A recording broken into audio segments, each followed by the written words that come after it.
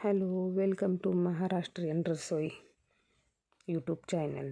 तर आज आपण पाहणार आहोत मसाले भात, हॉटेल्स टाईप मसाले भात. तर मी इथे सोयाबीन धुवून गरम करण्यासाठी गॅसवरती ठेवलेली आहे. त्यानंतर आपण सोयाबीन व्यवस्थित गरम झाली की नाही ते चेक करणार आहोत.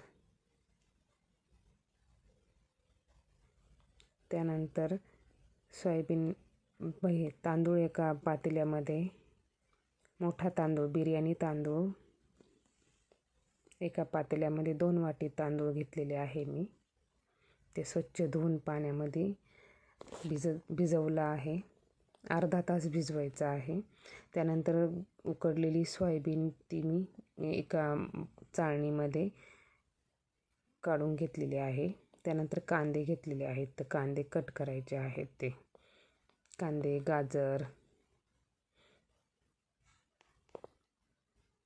गाजरचे छोटे छोटे काप करून घ्यायचे आहे, कारण की मी ते चॉपरमध्ये कट करणार आहे.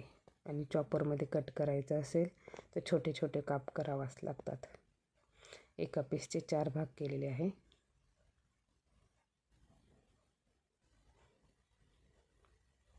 त्यानंतर कढईमध्ये तेल टाकलेलं आहे.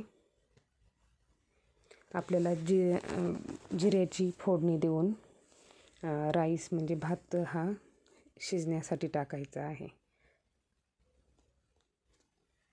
जिरा, तमालपत्र, मिरे, लवंग, दालचिनी हे सर्व एकदा व्यवस्थित परतल्यावरती त्यामध्ये पाणी टाकायचं आहे. पाणी टाकून पाण्याला उकळी येईस्तोपर्यंत थांबायचे आहे.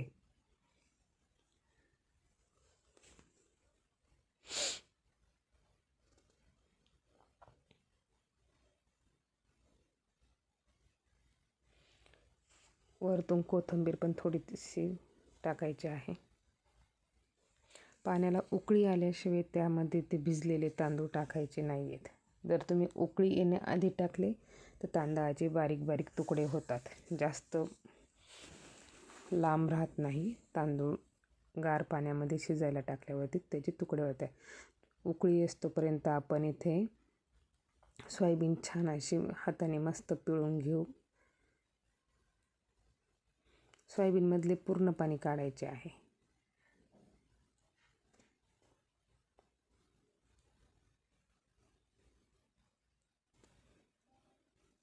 पूर्ण पाणी काढून झालेले आहे. आता आपण पाण्याला उकळी आलेली आहे, छान अशी उकळी आलेली आहे. त्यामध्ये तांदूळ टाकून द्यायचे आहे.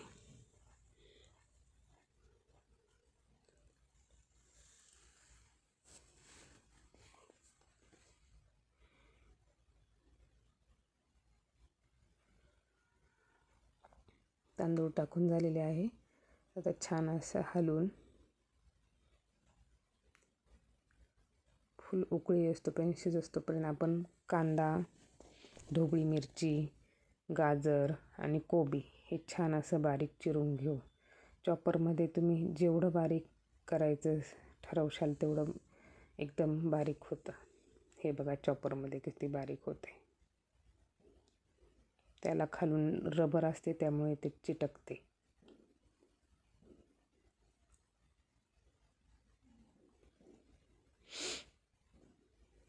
लास्टला मी सोयाबीन टाकलेली आहे. सोयाबीनसुद्धा चॉपरमध्ये बारीक करून घ्यायचे आहे, कारण की आपण फ्राईड राईस फ्राय करतोय ना, त्यामुळे सोयाबीन पण एकदम बारीक चॉपरमध्ये करून घ्यायची आहे. चॉपर जर व्यवस्थित बसवलं तर खूप छान कमी वेळेमध्ये भरपूर भाज्या त्यामध्ये चिरून होतात. मी तर मिरची कापण्यापासून चॉपरचाच उपयोग करते. आता ह्या सर्व भाज्या एका मोठ्या ताटामध्ये काढून घ्यायच्या आहे. शिजलेला भात पण आपण उपसा भात केलेला आहे, त्यामुळे शिजलेला भात हा असा चाळणीमध्ये ओतायचा आहे. व्यवस्थित त्यामध्ये थोडंसं गार पाणी टाकून व्यवस्थित तो झाकून ठेवायचा आहे. त्यानंतर आता गाजर, ढोबळी, कोबी, कांदा हे सर्व बारीक कापून घेतलेले आहे, प्लस सोयाबीन पण बारीक केलेली आहे.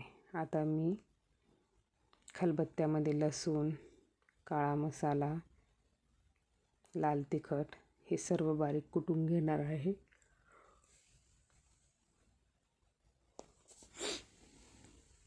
हे छान असं बारीक कुटून झालं, जास्त बारीक पण कुटायचं नाही, आबडधोबड कुटून झालं तरी चालेल.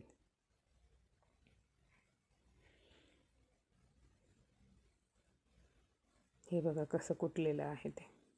त्यानंतर कढई गॅसवरती ठेवायची आहे, त्यामध्ये तेल टाकायचे आहे.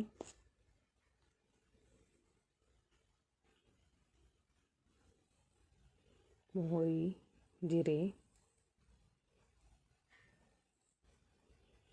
मोहरीला तडका आल्याशिवाय जिरे टाकायचे नाही.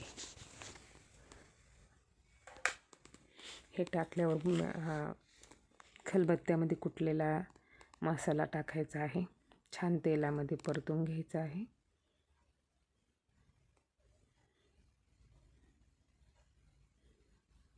त्यानंतर कांदा परतवण्यास टाकायचा आहे.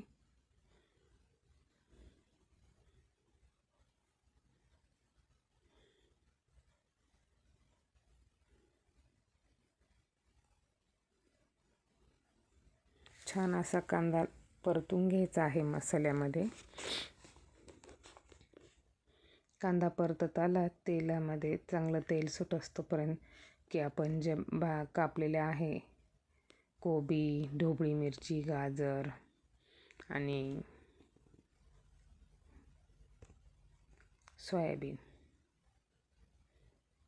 सोयाबीन टाकलेली नाही आहे. कोबी भाज्या आधी शिजून घ्यायच्या आहे थोड्याशा. हळद पावडर टाकलेली आहे मी, थोडासा जास्त लाल तिखट टाकलेला आहे आणि मटण मसाला किंवा तुम्ही बिर्याणी मसाला पण टाकू शकतात. आता हे पाणी टाकून, थोडंसं पाणी टाकून ह्या भाज्या शिजून घ्यायच्या आहेत. भाज्या शिजल्या की त्यामध्ये धना पावडर टाकायची आहे, थोडासा किचन किंग पण टाकायचा. आता हे मी सोयाबीन बारीक केलेली टाकलेली आहे त्यामध्ये. व्हिडिओ मोठा आहे पण व्हिडिओ डिटेलमध्ये आहे, त्यामुळे स्किप करून बघू नका. आता हे सर्व शिजलेलं आहे आणि छान असं परतलेलं आहे. त्यामध्ये थोडंसं दही पण ॲड केलेलं आहे.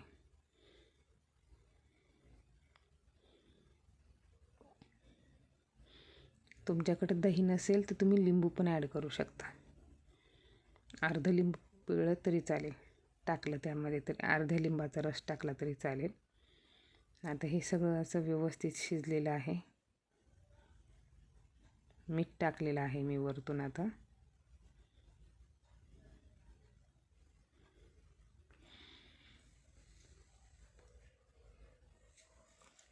आता हे शिजलेलं सर्व मसाला जो आहे हा एका बाउलमध्ये काढून घ्यायचा आहे आणि जेवढा आपल्याला राईस करायचा आहे तेवढाच मसाला त्यामध्ये ठेवायचा आहे. तर मी 1/2 म्हणजे निम्मा मसाला काढून घेतलेला आहे.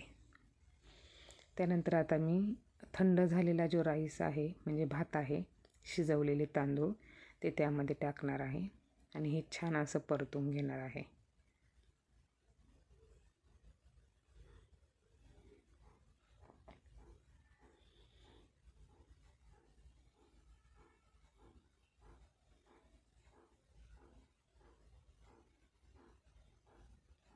कलर येण्यासाठी पुन्हा हळद टाकलेली आहे मी. छान असा परतून घेतला की वरतून कोथिंबीर टाकायची आहे. मी कधी तेलामध्येच कोथिंबीर टाकते, म्हणजे चव उतरते त्यामध्ये. आणि कधी जर बाय चान्स नाहीच व्हिडिओ आवडला असेल तर लाईक शेअर